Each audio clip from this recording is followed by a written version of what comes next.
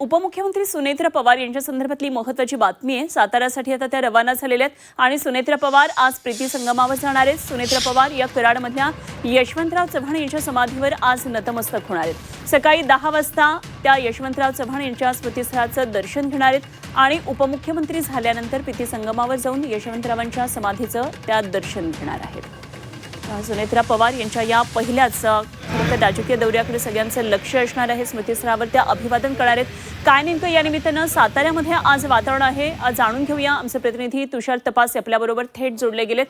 तुषार, आपण प्रीती संगमाच्या इथेच उभे आहात। खरं तर सुनेत्रा पवार यांचा हा दौरा अनेक अर्थांनी वेगळा आहे। पहिल्यांदाच उपमुख्यमंत्री पदावर एक महिला बसलेली आहे। अजित पवारांच्या अचानक निधनानंतर त्यांचा हा दौरा आहे। काय काय नेमक्या कुठल्या अंगाने आपण या दौऱ्याकडे पाहू शकतो?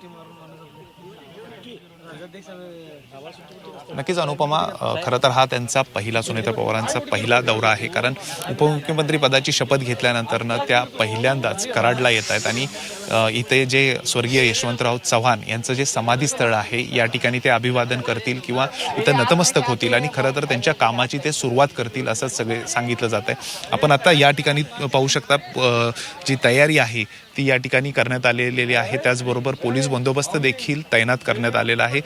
या ठिकाणी जे श्वान आहे, श्वान पथकानं सुद्धा या ठिकाणी जी पाहणी होती ती केलेली आहे।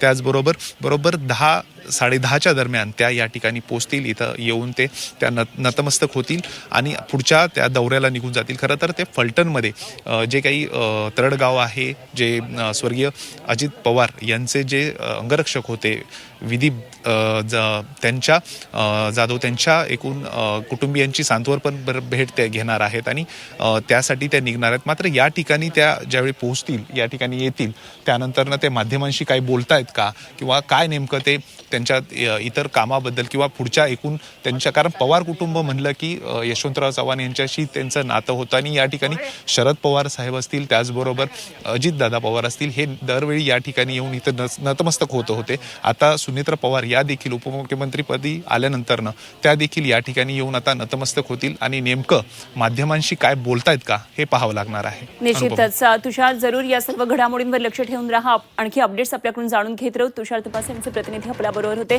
तर आज सुनेत्रा पवार यांचा हा दौरा साताऱ्यामधला आहे। काही वेळामध्ये या प्रीती संगमावर सुनेत्रा पवार पोहोचतील। उत्तरेकडून येणारी कोयना आणि त्याचबरोबर दक्षिणेकडून वाहणारी कृष्णाबाई, तर अशा प्रकारे हा संगम दोन नद्यांचा इथे झालाय आणि याच प्रीती संगमावर यशवंतराव चव्हाण यांचं हे स्मृतिस्थळ आहे। या स्मृतिस्थळाला त्या अभिवादन करतील। शरद पवार हे यशवंतराव चव्हाण यांचे मानसपुत्र मानले जातात। त्यांचाच राजकीय वारसा घेऊन खरं तर पवार कुटुंबीय पुढे गेलेले आहे। अजितदादा सुद्धा अनेकदा यशवंतराव चव्हाण यांच्या स्मृतिस्थळावर येऊन नतमस्तक झालेत। किंबहुना जेव्हा राष्ट्रवादीमध्ये फूट पडली होती, बंड केलं होतं अजित पवारांबरोबर काही आमदारांनी मिळून, तेव्हा शरद पवार या ठिकाणी आलेले होते। त्यामुळे खरं तर प्रीती संगमाचं पवारांच्या राजकारणामध्ये एक वेगळंच महत्त्वाचं स्थान आहे। त्यामुळे सुनेत्रा पवार यांचा आज प्रीती संगमावर येणं हे अनेक अर्थांनी वेगळं आहे। उपमुख्यमंत्री पदाच्या खुर्चीवर आता त्या विराजमान झालेल्या आहेत आणि त्यामध्ये आज फलटणमध्ये सुद्धा जाऊन त्या विदीप जाधव यांच्या कुटुंबियांची सांत्वनपर भेटही घेणार आहेत।